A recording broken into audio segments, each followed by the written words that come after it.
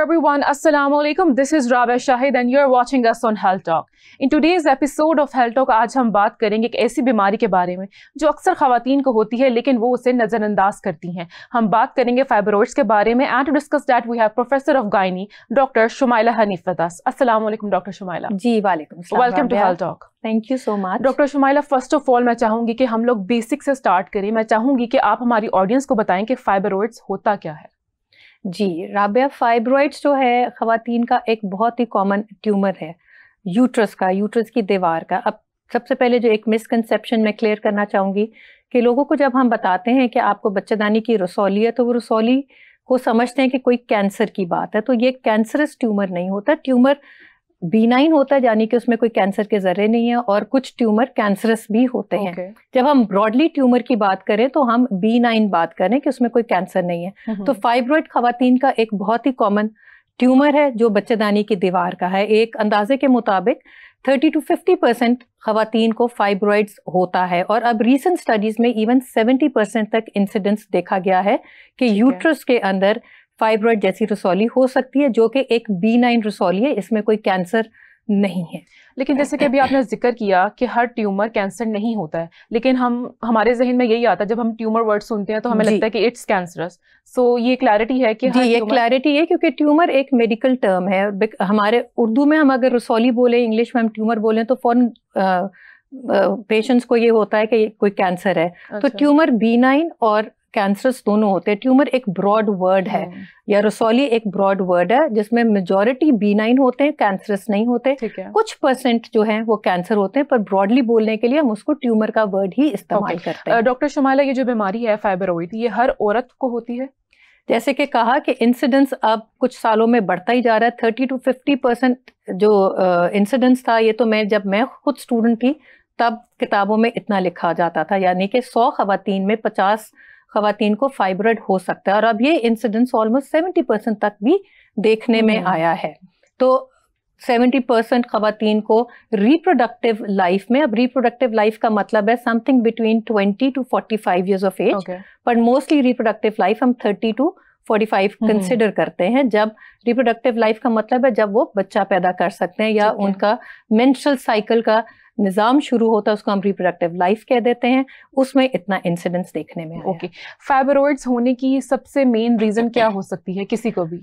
अब तो अब तक कोई ऐसी चीज एक पिन पॉइंट होके पता नहीं चली कि मल्टी फैक्टोरियल भी आप कहते हैं, पर कोई खास वजह कि जी इस चीज से फाइब्रॉइड होता है, ये अभी क्लियरली पता नहीं है। मुख्तलिफ रिस्क फैक्टर्स के बारे में बात की गई है। नंबर 1 कि अगर फैमिली प्री डिस्पोजिशन, कईयों को ये देखा गया है कि अम्मी को, ग्रैंड मदर्स, बहन या खाला, अगर उनको फाइब्रॉइड्स हैं तो जरा टेंडेंसी ज्यादा हो जाती है फाइब्रॉइड्स, जेनेटिकली ज्यादा होता है। जेनेटिकली।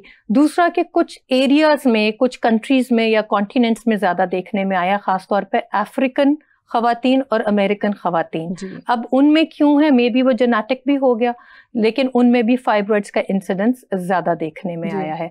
और रिप्रोडक्टिव लाइफ की जब हम बात करते हैं, क्योंकि उस एज ग्रुप में जो ओवरीज का फंक्शन शुरू होने लग जाता है, ईस्ट्रोजन और प्रोजेस्ट्रोजन जो 2 मेन फीमेल हार्मोन्स हैं, इनकी बेस पे ज्यादा समझा जाता है कि इन हार्मोन्स के रिस्पॉन्स पे ये जो फाइब्रॉइड्स हैं या यूट्रस की रसौली है, इनकी टेंडेंसी ज्यादा होने लग जाती है। इसी वजह से कई दफा प्रेगनेंसी में ये फाइब्रॉइड्स का साइज बढ़ जाता है, क्योंकि प्रेगनेंसी में ये हार्मोन्स की मिकदार ज्यादा हो जाती है। और जब मीनोपॉज की हम बात करें, यानी कि मीनोपॉज वो एज एंड स्टेज है जब ख़वातीन का कुदरती तौर पर पीरियड का निज़ाम ख़त्म हो जाता है 50-55 years of age, उसके बाद फाइब्रॉइड श्रिंक होने लग जाता है, क्योंकि उस एज में अगेन ईस्ट्रोजन प्रोजेस्ट्रोजन कम होने लगती है।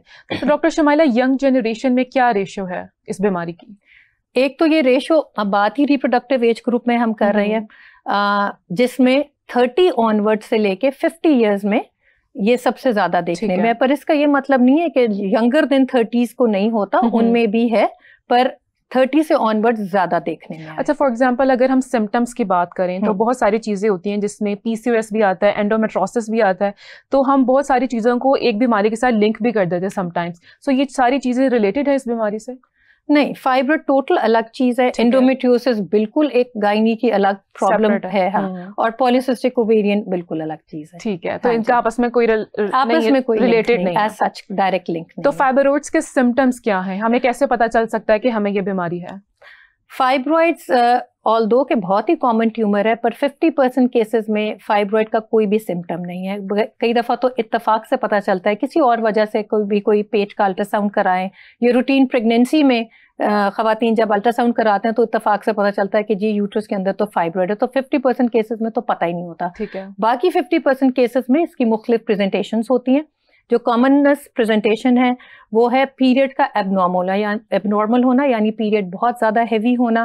ज़्यादा मतलब जब ज़्यादा हैवी होगा तो खून की कमी भी हो जाएगी, कई दफ़ा कई दिन तक पीरियड रहता है जिसको हम प्रोलॉन्ग पीरियड कहते हैं। कई दफ़ा इंटरमेंस्ट्रुअल ब्लीडिंग हो जाती है, यानी कि 2 पीरियड्स के बीच में स्पॉटिंग या ब्लीडिंग। खास तौर पे डिफरेंट टाइप्स ऑफ फाइब्रॉइड होते हैं, वो फाइब्रॉइड जो यूट्रस की इनर दीवार को पुश कर रहा है, उनमें इंटरमेंस्ट्रुअल ब्लीडिंग का भी प्रॉब्लम हो सकता है। और कई दफ़ा इतने बड़े फाइब्रॉइड्स होते हैं जो कि इधर उधर जो बाकी बॉडी में विसरा हैं, यानी कि मसाना है, आंतें हैं, उनके ऊपर प्रेशर के साथ सिम्टम प्रेजेंट करता है। यूरिन करने में कई दफ़ा तकलीफ होती है, या पास आउट नहीं होता, या बार बार आता है। कईयों को प्रेगनेंसी ना ठहरना, यानी इनफर्टिलिटी की इन्वेस्टिगेशंस में पता चलता है कि जी ये फाइब्रॉइड तंग कर रहा था। और कभी कुछ केसेस में प्रेगनेंसी में अगर बड़े फाइब्रॉइड्स हैं तो कईयों के रिकरेंट मिसकैरेज की भी वजह फाइब्रॉइड ही हो सकती है। अच्छा, अभी आपने थोड़ी देर पहले जिक्र किया था कि समटाइम्स ये अनडायग्नोस्ड भी रहता है, बहुत सारे लोगों को पता ही नहीं चलता कि उन्हें ये प्रॉब्लम है, तो वो लोग क्या कर सकते हैं? उनके लिए क्या सूरत हाल हो सकती है बेहतर? जैसे 50% केसेस में तो ये एसिम्प्टोमेटिक है, यानी कोई सिम्टम के बगैर इत्तफाक से ही पता चलता है। हम हमेशा ये रिकमेंड करते हैं कि बाहर के ममालिक में एनुअल हेल्थ चेकअप ज़रूर होना चाहिए, बेशक वो मर्द या औरत दोनों में होना चाहिए। इसीलिए कहा जाता है कि ताकि कोई ऐसी मेडिकल डिसऑर्डर जो है वो टाइमली ट्रीट हो जाए, पता भी चल जाए। तो इसलिए हमेशा एडवाइस करते हैं कि आप एनुअल चेकअप ज़रूर कराएं, जिसमें अल्ट्रासाउंड पेट का और निचले हिस्सा जिसको हम पेल्विक कहते हैं, वो भी अगर आप 1 साल या हर 1.5 साल बाद भी करा लें तो इस किस्म की चीज़ें जो है अर्ली पिक हो सकती हैं। पर इसके अलावा अगर किसी को कोई सिम्टम नहीं है तो अगर पेट बढ़ता हुआ भी फील हो रहा है, कई दफ़ा हमारी बच्चियां जो ख़वातीन हैं वो समझती हैं कि वो उनका वज़न बढ़ रहा है क्योंकि शायद मोटी हो रही हैं।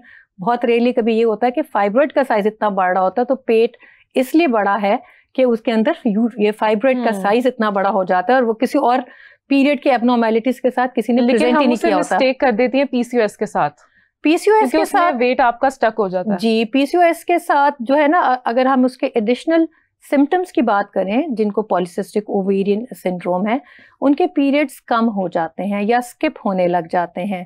ठीक है, तो उसको हम कहते हैं कि पीरियड्स दिन ऊपर चढ़ के आ रहे हैं या 2-2, 3-3 महीने स्किप हो रहे हैं। साथ में वजन गेन होने लग जाता है चेहरे पे, और मुख्तलिफ और जगहों पे हेयर ग्रोथ ज्यादा होने लग जाती है। इसके बरक्स जो फाइब्रॉइड है, अगर वो प्रेजेंट कर रहा है तो उनमें हेवी पीरियड्स आ रहे हैं। तो एक तो पीरियड का वो रिलेशन ही फर्क हो गया, एक में बहुत कम पीरियड है, इसमें हेवी पीरियड्स होते हैं। अच्छा डॉक्टर शमाइला, अभी आपने जिक्र किया था साइज का फाइब्रॉइड्स के, जी, तो साइज और जो लोकेशन होती है, क्या वो लाइफ थ्रेटनिंग हो सकती है किसी भी इंसान के लिए अगर उसको ये बीमारी है? जी, फाइब्रॉइड्स की अगर हम बात करें कि मुख्तलिफ साइजेस हो सकते हैं। किसी खातून में एक फाइब्रॉइड भी हो सकता है, मल्टीपल फाइब्रॉइड्स भी हो सकते हैं। छोटे से छोटा साइज कहें तो मटर का साइज, जिसको हम कहते हैं सीडलिंग फाइब्रॉइड, जैसे एक बिल्कुल गुठली का साइज भी हो सकता है। और कई इतने बड़े फाइब्रॉइड्स हैं जैसे कि खरबूजे का साइज या किसी तरबूज का साइज, इतना बड़ा फाइब्रॉइड भी हो सकता है। एक फाइब्रॉइड भी हो सकता है, मल्टीपल फाइब्रॉइड्स भी हो सकते हैं। और लोकेशन की अगर हम बात करें तो इसको डिफरेंट तरीके से क्लासीफाई किया जाता है।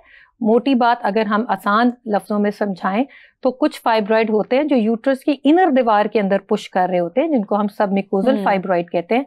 ये वाला फाइब्रॉइड सबसे ज्यादा पीरियड की एबनॉर्मेलिटीज, यानी कि हेवी पीरियड्स, इरेगुलर पीरियड्स, लगातार स्पॉटिंग के साथ प्रेजेंट करते हैं। दूसरा फाइब्रॉइड होता है जो मसल की, यूट्रस का जो मसल होता है उसकी दीवार के अंदर होता है, उसको हम इंट्राम्यूरल कहते हैं। ठीक है। ये भी कईयों को हेवी पीरियड्स के साथ प्रेजेंट कर सकता है। और जो थर्ड वेराइटी है वो है कि बाहर की दीवार की तरफ फाइब्रॉइड ग्रो कर रहा है, यानी कि पेट की तरफ, जिसको सबसेरोजल फाइब्रॉइड कहते हैं।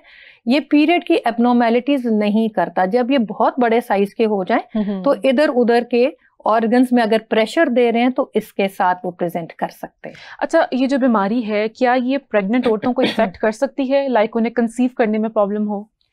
जी, अगर प्रेगनेंसी के रिलेशन से बात करें तो कुछ फाइब्रॉइड्स ऐसा कर सकते हैं, खासतौर पे उनकी पोजीशन अगर ऐसी हो। यूट्रस के मुंह के ऊपर पोजीशन हो, जैसे सर्विक्स के ऊपर सर्वाइकल फाइब्रॉइड कहते हैं, या बिल्कुल उसकी ओपनिंग के पास फाइब्रॉइड हो, तो वो हिंड्रेंस दे सकता है फर्टिलिटी में। या ट्यूब्स की जहाँ एंट्री हो रही है यूट्रस के अंदर, वहाँ फाइब्रॉइड है कि उसकी ट्यूब का रास्ता ब्लॉक कर रहा है, तब वो इनफर्टिलिटी कर सकते हैं। ठीक है। दूसरी बात आपने पूछी कि प्रेगनेंसी में अफेक्ट कर सकते हैं या नहीं। कोई खवातीन बहुत सारी होती हैं कि जो प्रेगनेंसी के रूटीन अल्ट्रासाउंड पे हमें पता चलता है फॉर द फर्स्ट टाइम कि उनको फाइब्रॉइड है। मेजॉरिटी केसेस में प्रेगनेंसी में फाइब्रॉइड तंग नहीं करता, ठीक है। पर उन खवातीन में फाइब्रॉइड का चांस कि वो तंग करे ज्यादा है अगर फाइब्रॉइड ओरिजिनली साइज में बड़ा था। ठीक है। ठीक है।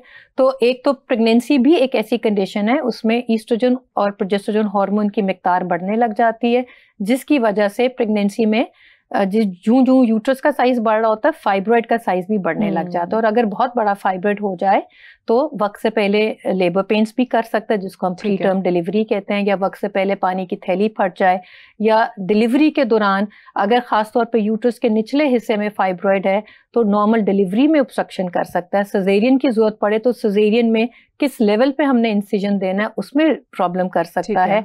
पोस्टमार्टम हेमरेज यानी कि डिलीवरी के बाद ब्लीडिंग के चांसेस ज्यादा हो जाते हैं। बहुत कम चांस है, खासतौर पे अगर फाइब्रॉइड बहुत ही बड़े साइज का है, कि चौथे महीने से ऑनवर्ड प्रेगनेंसी को अबॉर्ट कर दे, तो इस तरह भी ये प्रेजेंट कर सकता है। एक स्पेसिफिक प्रॉब्लम जो फाइब्रॉइड इन प्रेगनेंसी करता है वो पेन है, क्योंकि फाइब्रॉइड का साइज बहुत बढ़ने लग जाता है, तो जो उसका इनर जगह है उसमें ब्लड फ्लो कम हो जाता है, तो वो रेड डिजेनरेशन एक स्पेसिफिक वर्ड है जो प्रेगनेंसी से लिंक्ड फाइब्रॉइड की कॉम्प्लिकेशन को हम कहते हैं। यानी कि फाइब्रॉइड का इनर वाली जो वॉल है वो घुलने लग जाती है और पेशेंट को पेन होने लग जाती है। तो हमें कंजर्वेटिव ट्रीटमेंट ही प्रेगनेंसी में करते हैं, हम कभी रिकमेंड नहीं करते कि प्रेगनेंसी में हम फाइब्रॉइड की सर्जरी करें। तो कंजर्वेटिव यानी पेन किलर्स पे ही हमें ये वक्त गुजारना पड़ता है। अच्छा डॉक्टर शुमाइला, इस बीमारी के डायग्नोसिस के लिए ऐसे कौन से मेजर टेस्ट हैं जो करवाने चाहिए, जो रिलेटेबल हैं, जो आप अगर कभी आपके डॉक्टर को आपके मुआयने से ये लग रहा है कि आपको फाइब्रॉइड है, तो सिंपल अल्ट्रासाउंड से फाइब्रॉइड जो है डायग्नोज हो जाता है। बहुत रेयर है कि कभी कंफ्यूजन है या अल्ट्रासाउंड क्लियरली बता नहीं रहा, तो कुछ केसेस में हमें MRI का हेल्प लेनी पड़ती है, पर मेजॉरिटी केसेस तो सिंपल अल्ट्रासाउंड से ही हम फाइब्रॉइड की डायग्नोसिस कर सकते हैं। अच्छा डॉक्टर शुमाइला, ये जो बीमारी है क्या ये टाइम टू टाइम ग्रो करती है या अचानक होती है? इसका साइज टाइम टू टाइम बढ़ता है या नॉर्मल ही रहता है?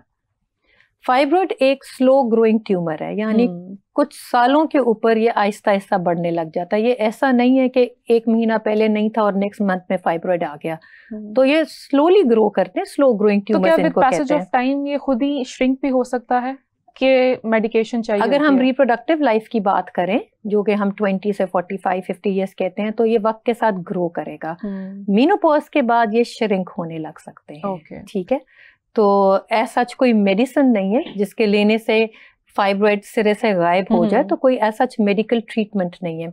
कुछ मेडिसिन हम एडवाइस जो करते हैं या रिकमेंड करते हैं वो उस सूरत में है जब कोई फाइब्रॉइड किसी प्रॉब्लम के साथ प्रेजेंट कर रहा है, यानी कि अगर पेशेंट को पेन हो रही है तो हम पेन किलर दे सकते हैं। पीरियड हैवी हो रहे हैं तो पीरियड को कंट्रोल करने के लिए या उसका ब्लड फ्लो कम करने के लिए हम मेडिकल ट्रीटमेंट देते हैं, जो कि सिंपल ट्रांसएमिक एसिड भी हो सकते हैं, कोई कॉन्ट्रासेप्टिव पिल्स भी हो सकती हैं, पर हम उसकी अलामत को कंट्रोल कर रहे हैं। रेयरली कोई ऐसे इंजेक्शंस अवेलेबल हैं, रेयर केसेस में हमें तब देने पड़ते हैं जिनके अगर बहुत बड़े फाइब्रॉइड हैं और सर्जरी से पहले हम समझते हैं कि फाइब्रॉइड का साइज हम श्रिंक कर लें, तो ऐसे इंजेक्शंस अवेलेबल हैं जो कि यूजुअली 3 to 6 मंथ्स तक दिए जाते हैं। इससे ज्यादा हम नहीं देते क्योंकि उन इंजेक्शंस का अपना साइड इफेक्ट आता है। तो फाइब्रॉइड को वो 50% या 33% हद तक वो श्रिंक कर देता है ताकि सर्जरी में आसानी हो जाए, ऐसा भी होता है। अच्छा डॉक्टर शुमाइला, अभी हमने बहुत सारी चीज़ें डिस्कस की हैं, प्रॉब्लम डिस्कस की, कॉजेज और सिम्टम्स। अगर अब मैं चाहूँगी कि अगर हम ट्रीटमेंट्स की बात करें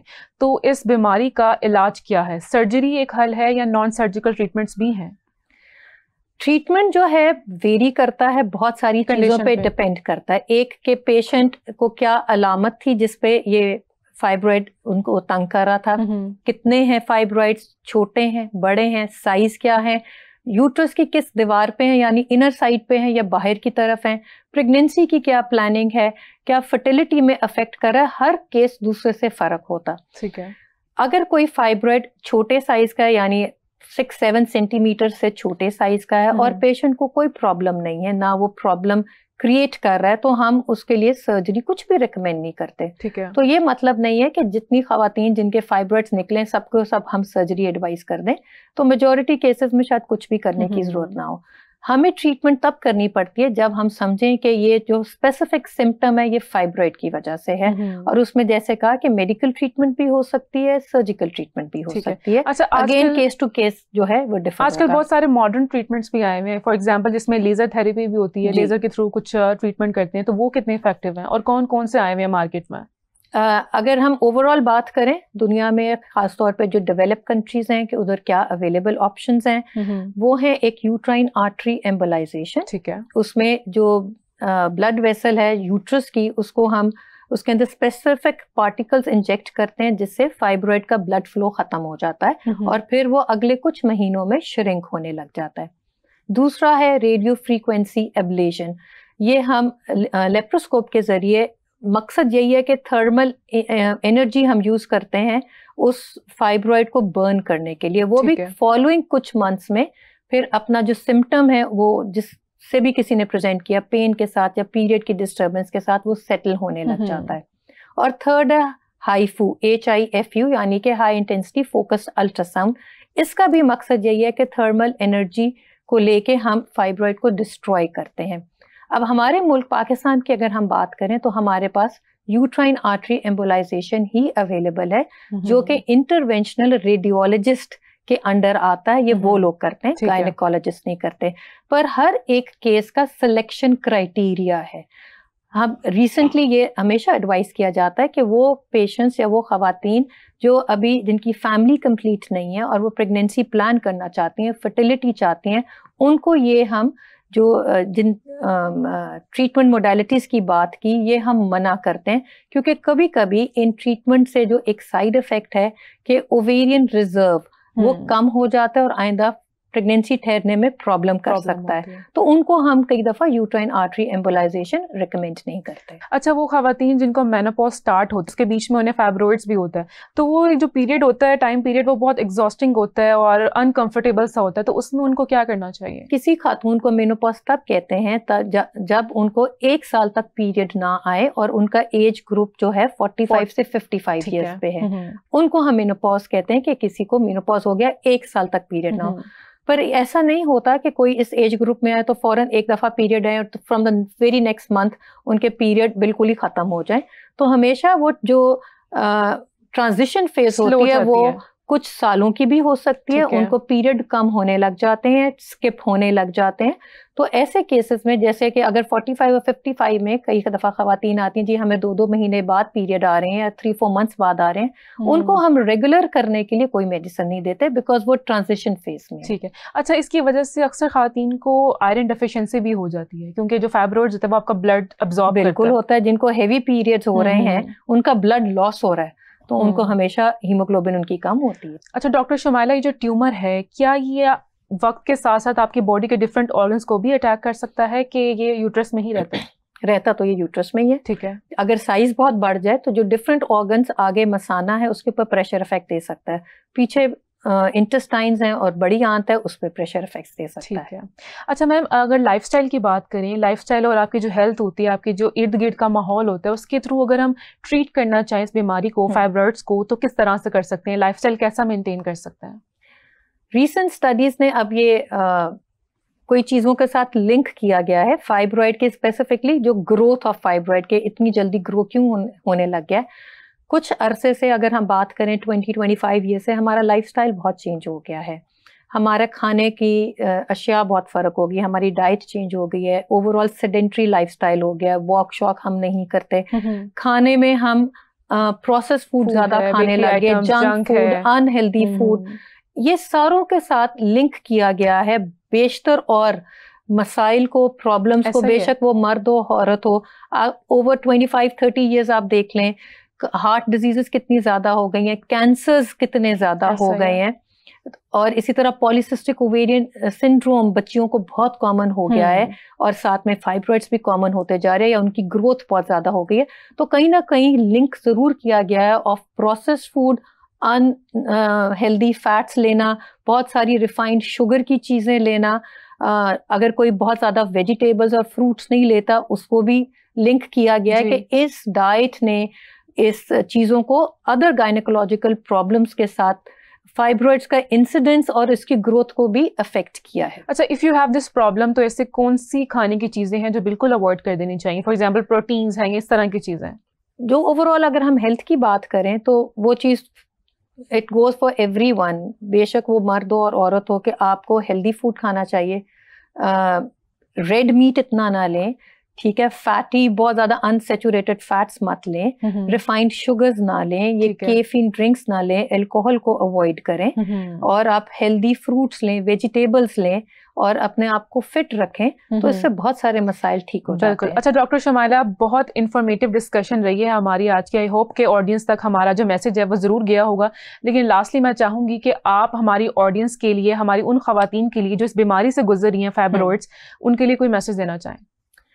जी, उन सब के लिए मैसेज ये है कि फाइब्रॉइड एक बहुत ही कॉमन ट्यूमर है, खवातीन में पाया जाता है यूट्रस के अंदर। अगर आपके इंसिडेंटल फाइंडिंग अल्ट्रासाउंड पे पिक हुआ है कि फाइब्रॉइड है, तो हर एक को परेशान होने की जरूरत नहीं है, क्योंकि 50% केसेस में ये आपको कुछ भी दिक्कत नहीं दे रहा। ज़्यादातर ये छोटे फाइब्रॉइड्स होते हैं, हर एक के लिए सर्जरी भी रिकमेंडेड नहीं है। अगर आपके रिपोर्ट से फाइब्रॉइड से आपकी अलामात लिंक की गई हैं, यानी कि आपको पीरियड हैवी है और आपके डॉक्टर समझते हैं कि ये फाइब्रॉइड की वजह से है, या आपकी प्रेगनेंसी नहीं ठहरी, या आपके रिकरेंट मिसकैरेजेस हैं और ये समझा गया है कि फाइब्रॉइड की पोजीशन ऐसी है या उसका साइज ऐसा है कि इससे रिलेटेड आपके ये अलामात हैं, तो उन्हीं केसेस के लिए ट्रीटमेंट रिकमेंडेड है, जो कि मेडिकल ट्रीटमेंट भी हो सकती है और सर्जिकल ट्रीटमेंट भी हो सकती है।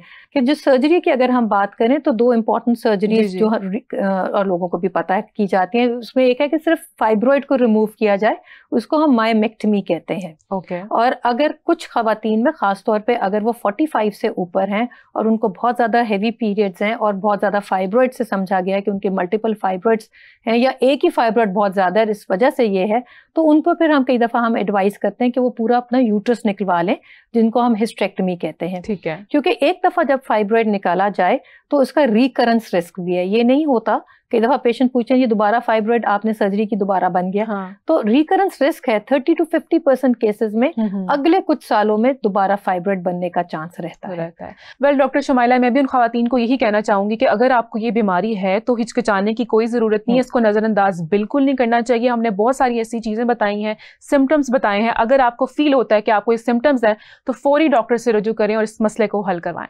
बहुत शुक्रिया doctor Shamaila, thank you so much for coming here, joining us and sharing information with us. Thank you so much. Thank you so much Rabia. और आप सबसे मुलाकात होती है नेक्स्ट शो में, तब तक के लिए अल्लाह हाफिज।